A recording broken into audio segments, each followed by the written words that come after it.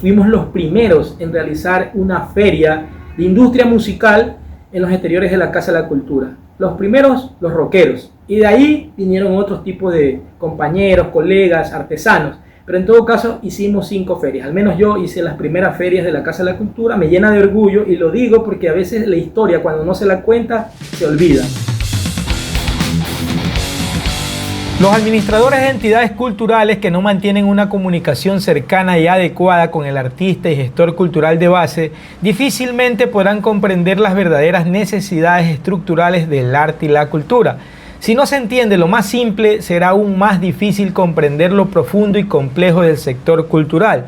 Desde un escritorio y lejos de la comunidad, es casi imposible identificar las debilidades que realmente necesitan fortalecerse. De esa desconexión nacen espacios que terminan funcionando únicamente como lugares de alquiler para eventos, sin impulsar verdaderos procesos de producción, comunicación, formación artística y crecimiento de públicos. Hola, ¿qué tal amigos? ¿Cómo están? Mi nombre es José Franco Calixto. Para los que me conocen a través de la comunidad rockera, sobre todo, es donde yo me muevo por cerca de 30 años. Una comunidad hoy definida en la Constitución de la República como cultura urbana. No solamente el rock como tal, sino también otro tipo de estilos musicales. Sin embargo, estas comunidades se pueden diferenciar. El rock en su momento, su origen, comenzó ya a manejarse como etiqueta de rock ecuatoriano, más lo que éramos señalados con un prejuicio por tener el pelo largo, camiseta negra, tatuajes que hoy se ve que todo el mundo los tiene, que si éramos satánicos, que si estábamos en sustancias o algo indebido. En todo caso, nunca de alguna acción delincuencial. Eso sí lo aclaro, no éramos jóvenes en riesgo. Pero este tipo de cosas que a nivel de los medios de comunicación extendían ese prejuicio y bueno, sí nos hacía bastante daño. De hecho, en esa época para conseguir un local en donde hacíamos nuestros eventos en vivo, llegaba la policía, a veces no había los permisos porque no los accedían y todavía hay esa problemática. Hay que recordar que en este mismo mes recordamos el trágico accidente o suceso de la Factory en la capital, que eso movió algunas fichas a nivel de gobierno, a nivel de alcaldías, de bomberos, donde ciertos locales tienen que contar con los permisos respectivos para realizar y garantizar la asistencia de público en general. Yo en esa época hacía eventos y bueno, se nos hacía un poco complicado que a veces había que poner la típica fiesta comunitaria, pero en realidad era un concierto de rock y no pasaba mayor cosa, ¿no? O sea, no hay una noticia grave, así por decir, de algún tipo de disturbio o de alguna situación que en realidad dañe el contorno o la colectividad. Hoy en día los grandes eventos que se hacen, sobre todo en la capital, ponen muestra de que viaja mucha gente, genera turismo, los hoteles se llenan, en lo gastronómico, la gente sale a vender camisetas, sale a vender productos de las agrupaciones que vienen. Ese es un gran ejemplo. Esto ha ido cambiando, pero sí marco esa diferencia de las culturas urbanas. Ese es otro tema que yo no quiero tocarlo en este momento porque no es a lo que quiero referirme, pero sí a la dificultad de espacios que después a mí me fue involucrando al inicio por el gusto, la pasión, pero a medida que vas teniendo más edad, vas madurando y vas entendiendo que hay que generar una lucha por esos espacios. Entonces, sí marco la época del economista Rafael Correa, que pudo dar una apertura a cierta comunidad masivamente rockera, pero no es que terminó dando o a partir de enseñándole a la gente que las cosas eran así. Nuestra comunidad siempre ha luchado, yo lo dije desde aquella época cuando empezaba ese periodo. Recuerdo muy bien que con gente de Quito yo discrepaba cuando me decían es que les vamos a enseñar. No, la gran diferencia es el centralismo. Guayaquil y otras provincias o otras ciudades, ¿no?, alejadas de la capital generan una barrera que no es tan fácil de llegar. Es por eso que ustedes encuentran, porque hay bastante, en relación a lo que les estoy hablando, música rock allá, eventos apoyados por el gobierno, quizás apoyados por la municipalidad, es eso, que el centralismo hace de que las cosas sean inmediatas allá y acá es diferente. A veces no hay ninguna institución para podernos dirigir y hacerlo de la manera más ágil. Yo les había hablado algo de la Factory, ahí es una clara muestra de la falta de espacios. Igual si te dan una plazoleta abierta, el otro problema es que después tienes que tú ver la manera como gestionas un sonido. Quizás algunos compañeros en algún momento hicieron gestión cobrando una económica entrada, y yo decía de que esos eventos, a partir de que eran en garajes, que eran en centros comunitarios, casas comunales, se fueron luego a los bares, entendiendo entre comillas que ellos tienen un permiso, pero bueno, no es un permiso propiamente para cada evento, cada fin de semana, sino es un permiso general. Y bueno, nos hemos acostumbrado a esa cultura, y bueno, lo que antes manejaba independencia con los organizadores, los dueños de bares, por así decirlo, he dicho antes, comenzaron un poco más a tener ese poder sobre los organizadores, sobre las bandas que hacían conciertos, ¿no? Entonces ahí también se comenzaron a formar en un pequeño bar festivales con tantas bandas, ¿no? que quieren salir, quieren mostrarse, pero sin embargo no era lo adecuado. Entonces dentro de la Constitución también hay esa garantía para el disfrute del joven. Y es ahí donde no hay una fórmula adecuada, y yo puedo hablar, y ya hablaré de esos temas, en donde pude haberme reunido en la época del economista Rafael Correa. Ojo, no tiene que ver el tema con eso en donde quiero abordar, pero sin embargo sí me reuní con gobernadores, sí me reuní con tenientes políticos, sí me reuní con alguien de SAICE en su momento, tratando de ver las facilidades que puedan tener estos eventos pequeños a la facilidad de permiso y que no sea una traba. Sin embargo, quedaban en simple conversaciones, diálogos, te escuchaban y ahí quedaba. Es lo que yo siempre he buscado. Como dije, alguna vez iba madurando y entendiendo la situación, que necesitábamos ese espacio ante situaciones que se daban. En lo mío no está el hecho de generar algo que sencillamente dentro de mi beneficio me rinda económicamente. No, eso está más allá, basado en un trabajo que luego te puedan contratar como producción o algo parecido, ¿no? En este caso yo quiero ser bien claro, ¿no? De hecho, yo soy un agradecido inconforme, y cuando digo que soy un agradecido inconforme es porque yo puedo agradecer cualquier proyecto municipal de gobierno en donde he participado, he ganado auspicio, he ganado concursos, pero eso no indica que yo tenga que alzar bandera. Eso es muy claro, muy agradecido. Quizás hay cosas que a partir de este video voy a comenzar a realizar, a relatar.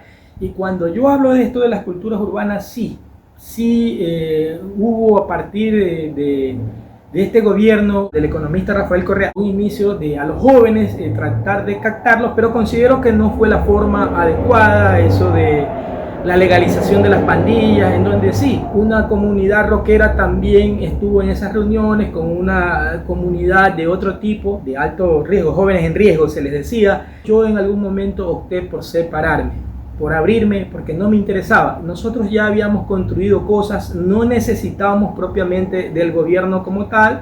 Sí hay algunos compañeros que siguen manejándose, desde luego, no me aparto de que si hoy la alcaldía genera apertura, una invitación a proyectos, ahí estaré, porque eso no tiene nada que ver. Eso es una actividad cultural abierta al público en general. El punto es cuando ya son los mismos de siempre, que no son invitados sino puestos a dedo, en donde hay proyectos en donde no te incluyen visiblemente a personas que en realidad en cada ciudad saben quiénes se mueven, pero sin embargo tienen algo bajo la mesa. Pero eso es otro tema. Yo acá lo que les quería básicamente indicar es que a medida que fue pasando el tiempo, nuestras actividades ya no solamente yo consideraba que deberían estar en un galpón, en una casa comunal, en un sindicato, sino ir más allá. Y de una manera simbólica era tratar de llegar a los espacios públicos, a los espacios institucionales. Antes del periodo de Rafael Correa, por ejemplo, por poner un ejemplo, nosotros ya comenzamos a mover algo en la Plaza Colón, pidiendo solicitud al municipio, ya manejábamos esa formalidad. En la Plaza Colón fue una solicitud hecha en el periodo del alcalde Jaime Nebot. Salieron cosas y es por eso que yo no podía permitir de que compañeros de la capital digan, te fuimos a enseñar. No, ya sabían y por eso lo buscaban a uno, porque sabían del movimiento. Y sí, hay buenas relaciones, hay respeto de parte y parte, ¿no? Sino que a veces en los diálogos, en ciertos debates se desprenden ciertas palabras que, bueno, yo creo que no fueron medidas en su momento. En todo caso, esa era mi labor de defender, esa era mi labor que yo asumí en su momento, y bueno, para mí era captar esos espacios, hacer de que ese prejuicio se convierta en algo abierto hacia el público en general. Y desde luego, hubieron otros compañeros que también lo hicieron. Yo no voy a indicar que fui el único, pero sí quizás uno de los primeros o que comenzaron a tomarse lugares como el Museo Naín Isaías, simbólicamente, el Centro Cívico, el MAC, hacer actividades en el Parque Samanes también, con unas ferias pudimos incluir, y otro tipo de lugares en donde ya el rock marcaba una posesión de ese espacio público. Entonces yo ya les indiqué que también, bueno, mi intención era llegar a esos espacios, que entiendan la situación nuestra de otra manera. Incluso hace unos 5 años, en el periodo de la directora de la Casa de la Cultura, mi primera cita, mi primera reunión, recuerdo, a los 10 días de haberse posesionado, fue hablar de ese tema. Y lo que yo le pedía era sencillamente, ya había hecho actividades con la anterior administración, el arquitecto Fernando Naranjo, fuimos los primeros en realizar una feria de industria musical en los exteriores de la Casa de la Cultura. Los primeros, los rockeros, y de ahí vinieron otros tipos de compañeros, colegas, artesanos, pero en todo caso hicimos 5 ferias, al menos yo hice las primeras ferias de la Casa de la Cultura, me llena de orgullo, y lo digo porque a veces la historia, cuando no se la cuenta, se olvida. Entonces ahora sí es necesario decirlo.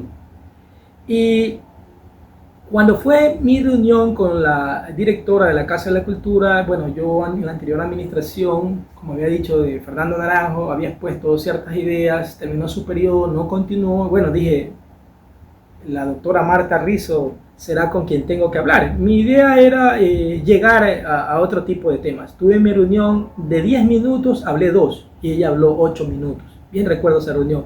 Yo me acuerdo que le había planteado una reunión que si ella podía mediarla con un delegado de SAICE, un delegado de la Dirección de Cultura, un delegado municipal. O sea, la situación era de que vele por el hecho de los eventos que se realizan permanentemente y no son grandes, son pequeños, y a veces eso genera una traba. Y qué mejor que desde la dirección de la Casa de la Cultura Núcleo del Guayas, ¿no? Y que ella pudiera comandar. No le prestó mayor atención, ella lo va a recordar, en todo caso, sí, páseme. Entonces vi sencillamente que no hubo esa apertura a un tema que no era económico, un tema que en ese momento no era de espacio. Sin embargo, este tipo de actividades que nosotros hemos hecho en la Casa de la Cultura anteriormente, como proyección de videos, como música en vivo y también como ferias, para mí era una herramienta interesante para generar